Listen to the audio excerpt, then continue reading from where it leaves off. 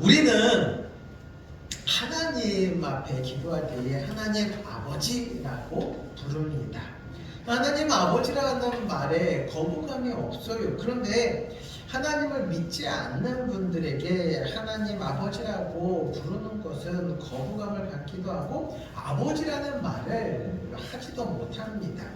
또한 예수님을 믿어 구원받았다 하더라도 초신자들, 얼마 되지 않은 분들은 하나님 아버지라는 말에 어색해요.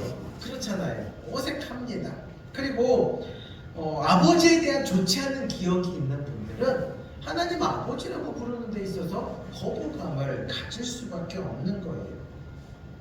얼마 전에도 60대 아버지가 30대 아들을 사제총으로 살해했던 사건이 있었습니다. 아버지의 생일상을 차려준 아들을 살해했던 사건이에요. 생일을 맞이해서 아버지의 생일상을 차려서 집에서 잔치를 벌이는데 아버지가 사제총, 만들어주었던 사제총을 가지고 와서 죽이고 또 며느리와 손주들까지도 같이 죽이려고 했다는 거죠. 그런데 이 며느리가 아이들을 데리고 방으로 피신하고 112에 신고한 바람에 아버지가 도주를 했고 그래서 경찰에게 체포되는 그러한 상황으로 이제 마무리되었습니다. 그런데요, 이 아버지가 경찰에 진술하기를 내 집에 폭탄을 설치해놨다. 그래서 경찰 특공대까지 동원돼서 그 집을 수색해 보니까 타이머까지 장치되어 있는 사제 폭탄이 여러 점 발견되었던 것을 볼 수가 있습니다. 이제 경찰들이 신문을 하는 거예요. 입을 꼭 다물고 아무 얘기도 안 합니다. 프로파일러를 동원해서 왜 이런 범행을 저질렀는지 알아보니까 20년 전에 이혼을 한 거예요. 20년 전에 이혼을 하고 이혼한 아내는 CEO로 성공을 하고 이 아들은 그 회사의 대표이사로 있는 겁니다.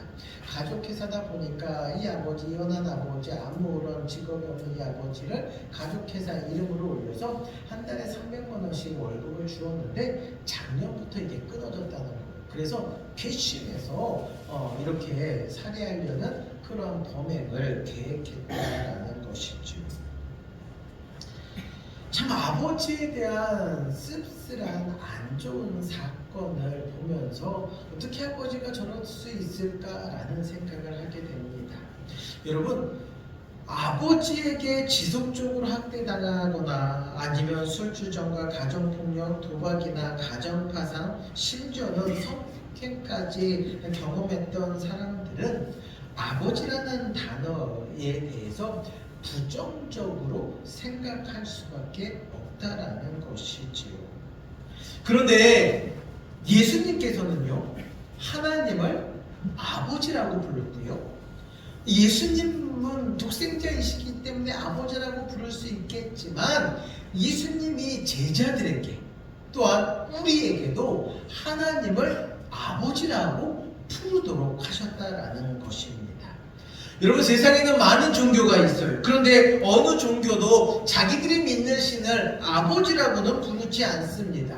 이단을 제외하고는 신을 아버지라고 부르는 종교가 없다는 거예요. 오히려 부리는 자로 노예로 삼으려고 하지 자녀로 대우해 주려고 하는 종교는 없습니다. 여러분, 이단들도요, 아버지라고, 나는 너희 아버지다, 신으로서 아버지로서 대우하라 라고 이야기하지만 그 이단 교주들은 그 성도들을 구속하려고 하고 착취하려고 하지 진짜 자녀처럼 생각하지 않는다라는 사실입니다. 오늘 말씀을 통해 예수님은 왜 하나님을 아버지라고 부르게 하셨는지, 그리고 기도는 왜 아버지께 드리는 것인지를 깨닫고 은혜 받는 시간이 되시기를 주님의 이름으로 간절히 축원합니다. 첫 번째로 우리는 하나님을 아버지라고 부릅니다. 여러분, 하나님 아버지라고 부르는 것이 자연스럽나요? 아니면 여전히 어색한가요?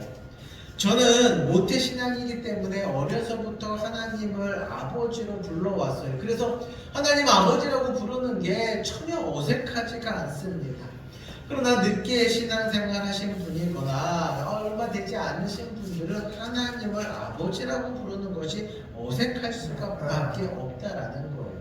그래서 그저 하나님을 주님이라고 부르기도 합니다. 더 이상의 친밀한 호칭은 아직 어색해서 입 밖으로 내뱉는 것이 쉽지가 않은 거예요. 그런데 오늘 말씀을 보십시오. 오늘 말씀은 주기도문 예수님께서 기도는 이렇게 해라 하면서 우리에게 기도의 방법에 대해서 알려주시는데 첫 문장이 뭐예요? 하늘에 계신 우리 아버지. 예수님께서 기도의 모범을 보여주시면서 우리에게 이렇게 기도하라고 했을 때 첫 문장이 뭡니까? 하늘에 계신 우리 아버지요. 한번 따라해보세요. 하늘에 계신 우리 아버지요. 하나님을 뭐라고 부른다고요? 우리 아버지요. 우리 아버지.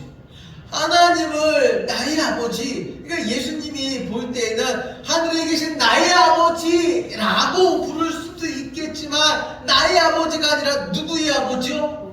우리의 아버지요. 제자들에게도 아버지라고 부르게 하고 우리에게도 아버지라고 부르게 하고 하나님이 우리에게 어떤 존재라고요? 아버지와 같은 존재이기 때문에 우리의 아버지라고 부르게 했다라는 사실입니다.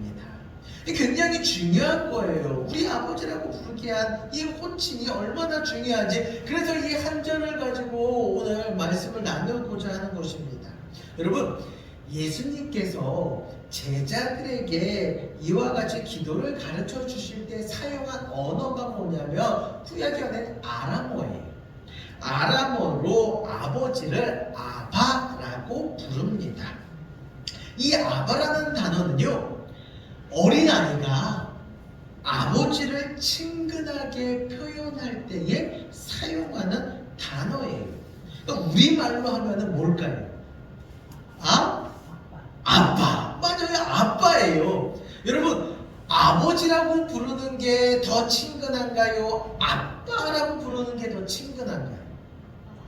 네, 저희 아이들이 만약 저한테 아버지, 나 4살짜리 5살짜리 됐을 때 아버지라고 부르면은요 애늙은이처럼 생각할 거예요. 근데 저희 아이들은 지금도 저에게 뭐라고 부르냐고요?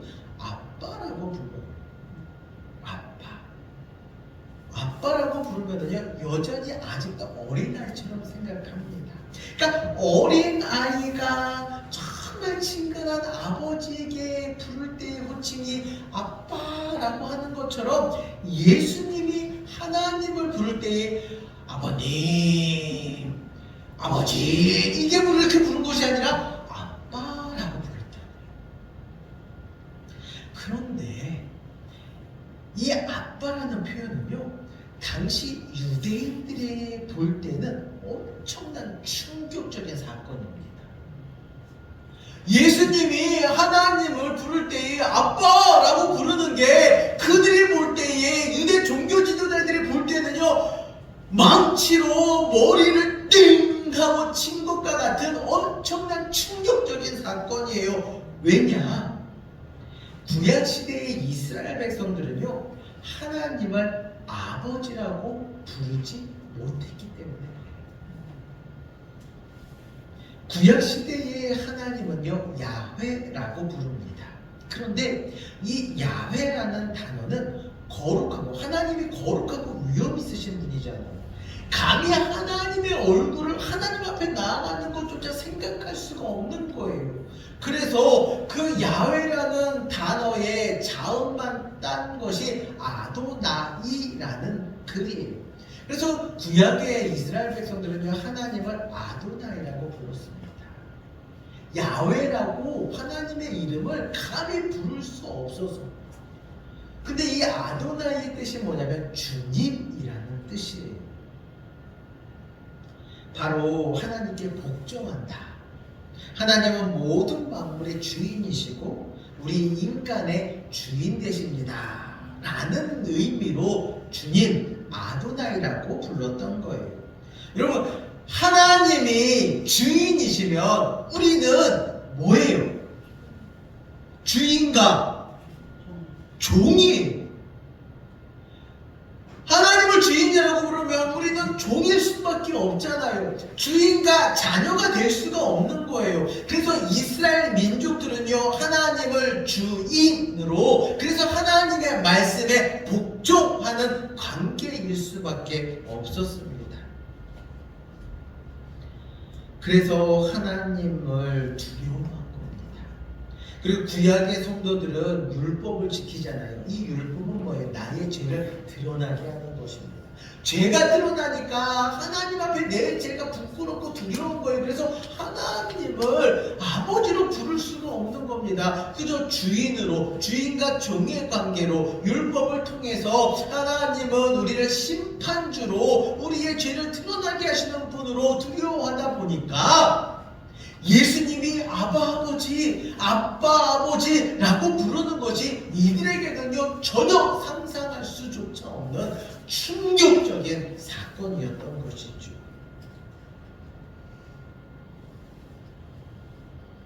여러분, 예수님이 어떻게 하나님을 아버지라고 부를 수 있습니까? 바로 독생자 되시기 때문에, 하나님의 아들 되시기 때문입니다.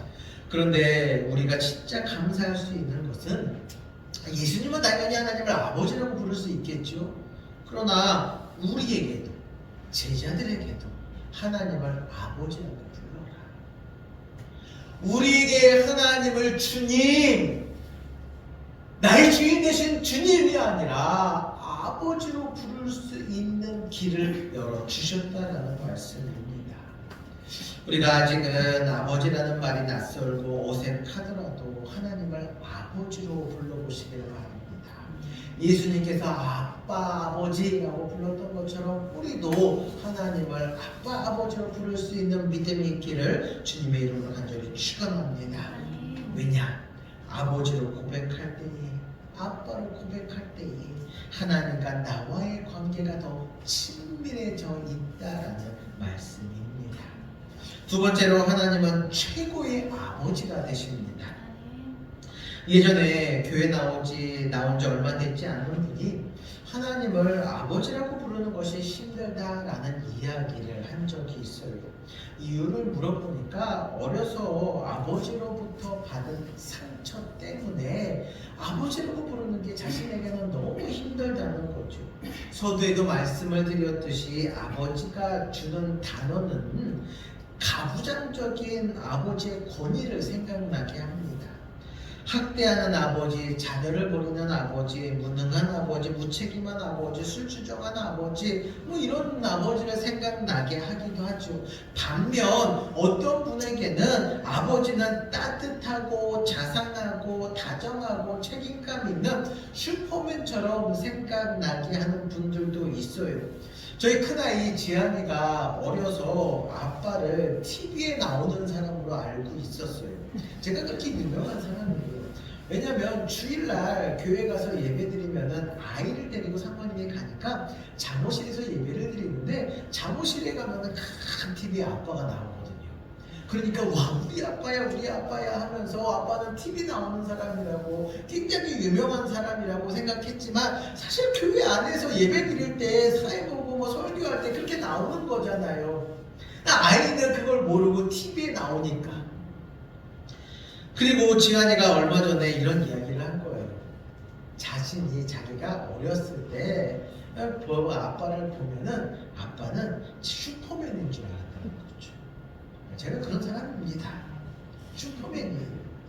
지한이에게 축구도 가르쳐주죠, 운동도 가르쳐주죠, 탁구도 가르쳐주죠, 다 가르쳐주고, 또 이렇게 밖에 나가서 막 축구하다 보면은 지한이랑 지인이랑 둘이 편 먹고 아빠 혼자 해도 내가 다 제끼고 막 다 빠르고 하거든요. 그러니까 아빠랑 운동하면 이길 수가 없는 거예요. 니네들이 편 먹고 아빠랑 신자랑 해도요, 제가 다 이기거든요. 이길 때가 있었어요. 아주 옛날에. 그때는 아이들이 아무리 덤벼도 제가 그냥 한 손으로만 해도 이길 수 있었죠. 그런데 정말 슬픈 소식 하나 전해드릴게요. 지난주에 아이들이 방학했잖아요. 지환이가 저희 아빠 우리 팔씨름 한번 하죠. 그래서 그냥 자신 있게, 접은 적이 없으니까 지환이에게 얼마나 네가 18에 힘이 세면 얼마나 세겠어 하고 했는데요, 졌어요. 졌어요. 아니 이제 고2 되는 애한테 내가 졌다고요. 물론 팔씨름만 진 것뿐이 아니라 벌써 오래전부터 축구를 하게 되면은 이제는 따라가지 못해요. 제가 지인이랑 저랑 편먹고 형이 혼자 해도요 우리들을 농락합니다. 그러니까 하나 이제는 슈퍼맨이었던 아빠보다 아들이 성장하고 힘이 세지고 자라다 보니까 저보다 이제 더 나아지는 거예요. 그러면서 예전에는 아빠가 슈퍼맨인 줄 알았는데 이제는 지가 더 낫다는 거죠. 그걸 보면서 우리가 생각하는 아버지는 어떤 분인가? 분명한 것은요 여러분, 우리가 경험하고 우리가 생각하는 아버지는요 한계가 있어요. 그렇잖아요. 제가 우리 아이들에게 언제까지 슈퍼맨일 수가 있겠습니까? 벌써 이제 중학 고등학교 올라가면서 축구는 저보다 잘하지요. 이제는 달리기도 저보다 잘하죠. 팔심도 저보다 세졌어요. 언제까지 제가 아이들에게 슈퍼맨으로 모든 것을 다 잘할 수 있는 아버지가 될 수 있겠느냐라는 거예요. 여러분, 아버지는, 육신의 아버지는 한계가 있습니다. 부정적이든 긍정적이든 한계가 있다라는 거예요. 그래서 우리가 생각하는, 내가 경험해봤던 아버지처럼 하나님을 생각하면 안 된다라는 말씀입니다. 하나님을 누구보다 잘 알고 계신 예수님께서 하나님 아버지에 대해서 우리에게 말씀해 주고 있는 거예요. 마태복음 7장 11절 말씀을 다 같이 한번 읽겠습니다. 너희가 악한 자라도 좋은 것으로 자식에게 줄 줄 알거든. 하물며 하늘에 계신 너희 아버지께서 구하는 자에게 좋은 것으로 주시지 않겠느냐. 아멘. 하나님 아버지는 우리에게 좋은 것을 주십니다. 우리가 생각하는 좋은 것이 아니라 아버지 입장에서 자녀인 우리에게 주시는 가장 좋은 것을 두 가지를 따지라라고 꼽아보라고 한다면 바로 예수님과 성령님일 것입니다.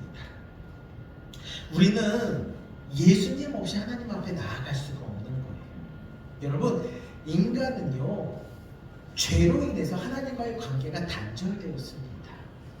아담의 죄로, 아담과 하와의 죄로 인해서 하나님과의 관계가 단절되었는데, 이 단절된 관계를 연결해 주신 분이 누구예요? 바로 예수 그리스도입니다. 예수님께서 십자가에 달려 죽으심으로 대속제물이 되셔서 우리의 죄를 용서하시고 우리가 하나님께 나아가는 길을 열어주신 줄로 믿으시기 바랍니다. 바로 예수님이 계시기 때문에 우리가 하나님 앞에 나아갈 수 있는 것이고, 예수님이 계시기 때문에 우리가 하나님을 아버지라고 부르며 기도할 수 있다라는 사실이죠. 예수님께서 십자가에 달려 죽으심으로 우리는 영생의 길이 열린 것입니다. 요한복음 3장 16절에도 보면 하나님이 세상을 이처럼 사랑하사 독생자를 주셨으니 이는 그를 믿는 자마다 멸망하지 않고 영생을 얻게 하려 하시니라. 예수님을 우리에게 보내주심은 온 인류를 구원하시고자 하는 하나님 아버지의 사랑입니다. 오늘 나를 구원하시며 자녀 삼아주시고자 예수님을 보내주신 것이죠. 그래서 사도 바울은 로마서 8장 32절에서 아들까지도 아끼지 아니하시고 모든 사람을 위해 주신 하나님께서 아들과 함께 모든 것을 우리에게 주신다라고 말씀하고 있는 거예요. 하나밖에 없는 소중한 아들을 우리를 구원하시기 위해 내어주셨는데 하물며 우리를 위해 모든 것을 주시지 않겠느냐라는 것이죠. 아버지는 이와 같은 분입니다. 하나님 아버지는 우리에게 가장 좋은 모든 것을 주시고자 하는 분인 줄로 믿으시기 바랍니다. 우리에게 이처럼 좋은 것을 주시는 이유는요, 바로 우리가 예수님을 통해 하나님의 자녀가 되었기 때문입니다.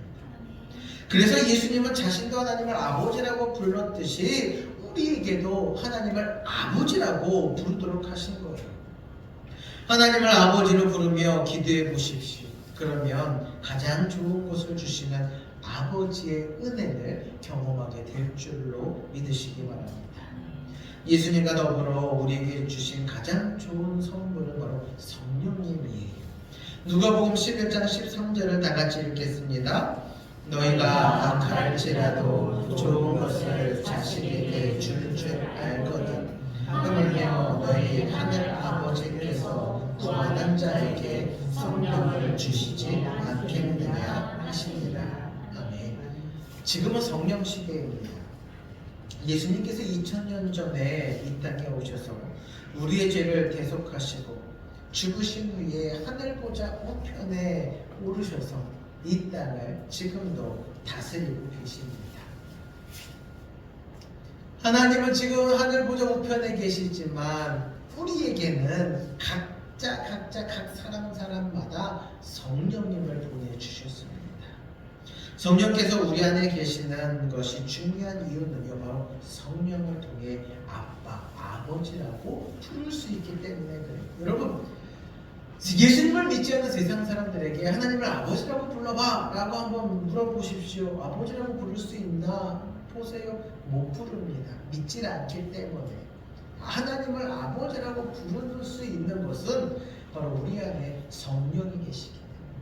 성령이 하나님을 아버지로 고백하게 하고 믿게 하기 때문에 바로 성령이 계시다는 증거입니다. 로마서 8장 15절 말씀을 다 같이 읽겠습니다. 너희는 다시 무서워하는 종의 영을 받지 아니하고 양자의 영을 받았으므로 우리가 아빠 아버지라고 부르짖느니라. 아멘. 로마야서에서는 양자의 영이라고 하고요, 갈라디아서에서는 아들의 영이라고 합니다. 바로 양자의 영을 받았다라는 말은 우리가 예수님과 동일하게 친자녀의 신분을 갖게 되었다라는 거예요. 우리는 하나님의 자녀입니다. 자녀는 뭐예요? 상속자가 되었다라는 거예요. 상속자라는 거예요. 아버지가 가지고 계신 모든 것을 자녀 우리에게도 더하여 주신다라는 말씀이죠. 성령께서 우리 안에 계셔야지만이 상속자가 될 수 있는 것입니다. 바로 하나님은 아버지로서 이와 같이 예수님과 성령님을 우리에게 주심으로 보내주심으로 말미암아 자녀됨의 권세를 주신 줄로 믿으시기 바랍니다. 마지막으로 세 번째, 하나님은 나의 아버지 되십니다. 따라해보세요. 나의 아버지. 나의 아버지. 나의 아버지. 나의 아버지. 당신의 아버지, 저기 계신 옆집 아버지가 아니라 누구의 아버지라고요? 나의 아버지. 나의 아버지. 여러분, 든든한 하나님이 나의 아버지인데 어떻게 아버지로 표현하시겠어요? 나의 아버지, 가슴을 치시면서 하나님이 나의 아버지 되십니다 하고 외쳐보시기 바랍니다. 시작. 나의 아버지, 나의 아버지, 나의 아버지. 할렐루야. 나의 아버지라고요. 나의 아버지. 너희 아버지, 당신 아버지가 아니라 나의 아버지. 성경에서 이와 같이 하나님 아버지를 잘 묘사하고 있는 구절이 있어요. 바로 탕자 이야기. 탕자 이야기에 나오는 아버지가 바로 하나님 아버지의 모습을 대변해주고 있습니다. 탕자는요, 아버지에게 유산을 달라고 해서 돌아가시지도 않은 아버지에게 유산을 받아 외국으로 가서 그곳에서 허랑방탕하게 받은 유산을 다 탕진합니다. 그리고 돼지가 먹는 지역 열매로 배를 채우고자 하지만 그마저도 주는 사람이 없을 정도로 비참한 거지로 전락하게 되죠. 이 탕자는요, 야, 우리 아버지 집에 가면은 종들도 이거보다 훨씬 나은 생활을 하는데 내가 이게 뭐라? 아버지한테 돌아가야 되니까. 그러나 차마 아버지한테 돌아갈 수 없는 거예요. 돌아가시지 않은 아버지한테 유산을 받았기 때문에 그거는요, 당시의 사회에서는 있을 수 없는 일이고 아버지 빨리 돌아가시라는 것과 똑같기 때문에 돌아갈 수 없지만 내가 자녀가 아니라 그냥 종으로 받아달라고, 그런 심정으로 아버지께 돌아갑니다. 그런데 돌아온 탕자를 아버지는 동구밖에 없는 탕자를 보고 달려와서 그를 안아주고 또한 그에게 새 옷과 새 신과 가락지를 끼워주며 아들의 권세를 회복시켜주지요. 반면 큰아들은 재산을 탕진하고 돌아온 탕자를 위해 잔치를 베풀어 주신 아버지가 못마땅한 거예요. 자신은 아버지 곁에서 떠나지도 않고 아버지 말씀에 늘 순종하였는데 염소 새끼 하나, 아니 저 떠났던 아들한테는 어린 송아지 잡아가지고 막 잔치를 벌여주는데 나한테는 염소 새끼 하나 주지 않았다고 불평을 하죠. 그런데 아버지가 뭐라고 이야기합니까? 내 것이 다 내 것인데, 아버지 것이 다 내 것인데 불평하고 있는 큰아들을 안타까워하고 있다라는 것입니다. 여기서 우리가 보아야 할 아버지의 마음입니다. 탕자는요, 가난하게 살아도 되는 사람일까요? 가난하게 살면 안 되는 사람일까요? 탕자는 결코 가난하게 살지 않아도 되는 사람입니다. 왜요? 아버지가 부유하기 때문에. 아버지가 부유하기 때문에 탕자도 부유하게 살 수가 있어요. 아버지가 부유함에도 불구하고 탕자가 비참하게 살았던 이유가 무엇입니까? 바로 아버지를 멀리 떠났기 때문이죠. 만약 탕자가 아버지 유산을 받지 않냐고 멀리 떠나지 않았다라고 한다면 아버지의 모든 것들을 그 집안에서 다 누리며 살 수 있는데 유산을 받아서 허랑방탕하게 다 탕진하고 거짓말이 되어서 지업 열매조차도 먹을 수 없는 그런 비참한 삶을 살아가게 된 이유가 뭐예요? 아버지를 떠났기 때문이다 라는 사실이죠. 반면 큰아들 한번 보세요. 큰아들은 아버지 곁에 있지만 종으로 살았어요. 큰아들이 뭐라고 이야기합니까? 나는 지금까지 아버지 곁에서 아버지 명령에 순종했는데, 아버지 명령에 복종했는데 어떻게 나에게는 염소 새끼 한 마리 주지 않습니까? 여러분, 종은요 염소 새끼 한 마리 잡아서 먹고 잔치할 수 있을 권한이 없어요. 그게 종이에요. 그런데 이 큰아들은 종입니까? 자녀입니까? 자녀잖아요. 자녀에게는 아버지의 것을 누릴 수 있는 권한이 있다는 것이죠. 그러니까 큰아들은 종으로 살다 보니까 자신의 신분은 아들이지만 마치 종처럼 살다 보니까 아버지의 것을 제대로 누리지 못하고 살아가는 거예요. 거짓골로 돌아온 탕자를 아버지는 오랫동안 기다렸습니다. 아직도 멀리 있는데 달려가 목을 안고 입을 맞추며 따뜻하게 맞이합니다. 그리고 준비된 가장 좋은 곳으로 채워주지요. 누가복음 15장 22절 23절을 같이 읽겠습니다. 아버지는 종들에게 이르되 제일 좋은 옷을 내어다가 입히고 손에 가락지를 끼우고 발에 신을 신기라. 그리고 살찐 송아지를 끌어다가 잡으라. 우리가 먹고 즐기자. 아멘. 아버지는 탕자가 들어오면 입힐 제일 좋은 옷을 이미 준비하고 있었던 거예요. 그리고 그의 손에 끼워줄 가락지와 새 신도 준비하고 기다리고 있습니다. 옷과 가락지와 신은요, 상속자라는 신분을 증명해 주는 거예요. 이 탕자는 아버지 집에 종의 대우를 받고자 종으로서 갔지만 아버지는 종으로 맞이해 주신 것이 아니라 아들로 맞이해 주셨다라는 거예요. 아들의 신분을 회복시켜 주신 줄로 믿으시기 바랍니다. 여러분, 아버지가 부자인데 자녀가 거지로 살고 종으로 산다는 것은요, 아버지를 욕되게 하는 것입니다. 아버지의 부요는 곧 자녀의 부요입니다. 아버지의 풍성함은 곧 자녀의 풍성함입니다. 아버지의 영광은 곧 나의 영광입니다. 아버지의 권세는 곧 누구의 권세예요? 나의 권세. 아버지의 권세는 나의 권세. 아버지의 모든 것이 다 나의 모든 것이 되는 줄로 믿으시기 바랍니다. 우리가 해야 할 일은요, 자녀로서 하나님을 아빠, 아버지라고 부르며 당당하게 하나님 아버지께 나아가 구하는 것입니다. 자녀에게 필요한 것을 공급하시는 아버지께 당당히 구하는 것, 그러면 아버지께서 가장 좋은 곳으로 입혀 주실 줄로 믿으시기 바랍니다. 사랑하는 성도 여러분, 우리의 기도를 들으시고 응답하시는 하나님께서 어떤 분인지를 우리가 제대로 알아야지만이 기도를 드릴 수가 있는 것입니다. 특별히 예수님은 하나님을 아버지라고 불렀습니다. 아버지는 아들 되신 예수님의 수많은 기도에 응답하셨습니다. 반면 우리는 하나님께 많은 기도를 드리지만 응답은 고사하고 듣지 않는다고 의심할 때가 너무나도 많이 있습니다. 이유가 무엇일까요? 자녀로서, 상속자로서 기도하지 못하고 있기 때문입니다. 큰아들처럼 하나님을 두려워하여 종처럼 기도하거나 하나님을 마치 먼 곳에 계신 분으로 착각해서 여행객처럼 기도하고 있기 때문에 기도의 역사가 나타나지 못하고 있는 것이죠. 우리가 하나님의 자녀이고 상속자라는 생각을 하지 않고 기도하기 때문에 기도의 역사가 나타나지 않는 것입니다. 예수님께서는 주기도문을 통해 우리가 어떠한 자세로 하나님을 대해야 하는지를 말씀해 주고 있어요.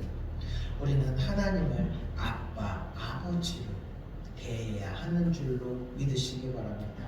그래서 우리는 하나님의 자녀로 상속자로서의 권세를 회복해야 한다라는 말씀이에요. 회복하십시오. 회복하십시오. 근데 여기서 회복이라는 말에 정말 중요한 요점이 있는데 그게 무엇이냐? 잃었던 것을 찾는 것이 아니다라는 거예요. 만약 회복이라는 단어가 잃은 것을 찾는 것이다 라고 한다면 잃을 것이 없는 분들은요 찾을 것도 없잖아요.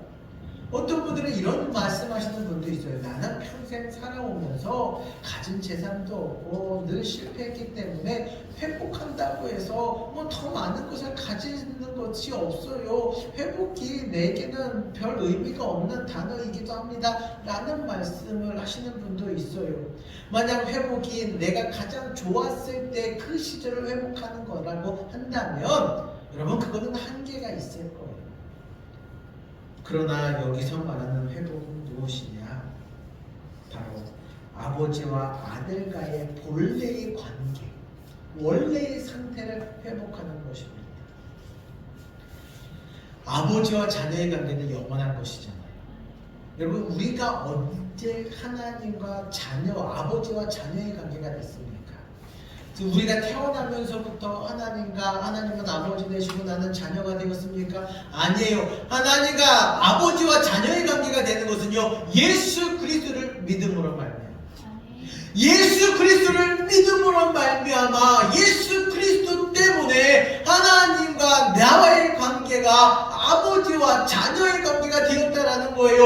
우리가 예수님을 알기 전에는 우리는 죄의 종이었습니다. 사단의 종된 노릇하며 세상에서 망하는 삶을 살았어요. 그러나 예수 그리스도를 영접함으로 말미암아 하나님의 아들, 자녀됨의 권세를 누리게 된 줄로 믿으시기 바랍니다. 바로 그거예요. 이걸 회복하라는 거예요. 아버지와 자녀의 원래의 관계, 영원한 관계를 회복하라는 말씀입니다. 자녀의 권세는 영원한 권세예요. 문제는 우리가 죄 때문에 세상을 살아가다가 우리의 자신의 신분을 망각하고 탕자처럼 아버지 곁을 떠나 거지처럼 살아가고 있다는 거죠. 또한 큰아들처럼 종처럼 살아가고 있다는 것입니다. 여러분, 이 큰아들은요 바로 우리의 모습이기도 합니다. 아버지의 곁에 있잖아요. 우리가 지금 예수 그리스도 믿고 하나님 앞에 예배드리고 있잖아요. 하나님의 곁에 있는 것과 똑같아요. 그러나 큰 아들은 아버지 곁에서 아버지와 함께 살고 있지만 염소 새끼 하나 누리지 못하는 종과 같은 마음으로 아버지를 모시고 살았다는 거예요. 그런 아들을 보는 아버지가 얼마나 답답하겠습니까? 그래서 그 아버지가 말하잖아요. 야, 내 꽃이 다 네 거야. 내 꽃이 다 네 건데 왜 염소 새끼 귀한 말이 너 혼자 스스로 하지 못해서 지금 어린 탕자 돌아온 탕자를 위해 어린 송아지 잡아준 걸 가지고 네가 이렇게 불평하고 있느냐. 이와 같은 마음을 우리도 가지고 있다는 거예요. 여러분, 하나님을 예배하고 있지만, 오늘도 예배드리고 있지만, 우리가 큰아들과 같은 마음으로 기도한다면 하나님께서 주시는 내 것이 다 네 거야, 이걸 누리지 못하며 살아갈 수밖에 없다라는 사실이 있죠. 지금 현재 여러분의 믿음이 아버지 곁에 있는 자녀인지 떠나 있는 탕자인지를 점검해 보시기 바랍니다. 그리고 큰아들처럼 곁에는 있지만 아버지의 부유함을 누리지 못하는 종처럼 살아가고 있는지도 한번 점검해 보셨으면 좋겠어요. 그리고 회복하십시오. 우리가 회복할 때에 하나님 아버지께서 준비하신 옷과 가락지와 신을 입히시고 끼워 주십니다. 우리가 기도드리는 대상은 하늘이라는 먼 곳에 계신 두려운 하나님이 아니에요. 하늘에 계시지만 언제나 나와 함께 하시는 아버지 하나님이십니다. 나를 가장 잘 아시고 나에게 상속권을 주신 전능하신 아버지입니다. 이 세상의 모든 것을 주관하시는 부유하신 아버지께서 오늘 우리의 기도를 들으시고 역사하실 준비를 다 해놓고 기다리십니다. 여러분의 기도가 자녀로서 상속자로서 회복되는 믿음의 강구가 되시기를 간절히 축원합니다. 그래서 예수님은요, 기도를 시작할 때에 우리에게 이렇게 기도하라는 거예요. 하늘에 계신 우리 아버지요, 우리 아버지요.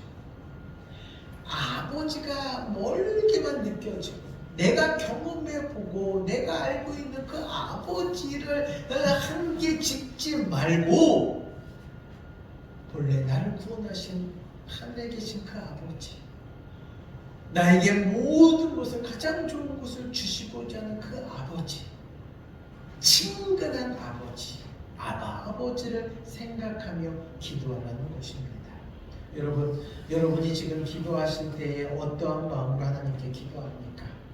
우리는 보통 기도할 때에 내 문제, 내가 가지고 있는 어려움, 내 생각 안에서 하나님 앞에 간구하며 들어달라고 응답해달라고 기도합니다. 그러나 기도를 시작할 때에 내 문제만이 아니라 먼저 하나님이 얼마나 나를 사랑하시는지, 나와 얼마나 가까운 분인지를 기억하고 기도하시기 바랍니다. 그러면 나를 사랑하시는, 나를 자녀 삼아주시는 아버지께서 내 기도를 들으시고 역사하여 주실 줄로 믿으시기 바랍니다. 이게 바로 기도의 힘이에요. 기도의 힘은요, 내가 얼마나 부르짖느냐, 얼마나 오래 기도하느냐, 얼마나 간절히 기도하느냐가 아니라 얼마나 하나님과 친밀하게, 얼마나 하나님 앞에 가까이, 얼마나 하나님 앞에 사랑받으며 기도하고 있느냐라는 것이죠. 우리의 기도를 눈여겨보시며 사랑의 눈으로 바라보시는 아버지를 생각하며 부르짖으시기를 간절히 부탁드립니다.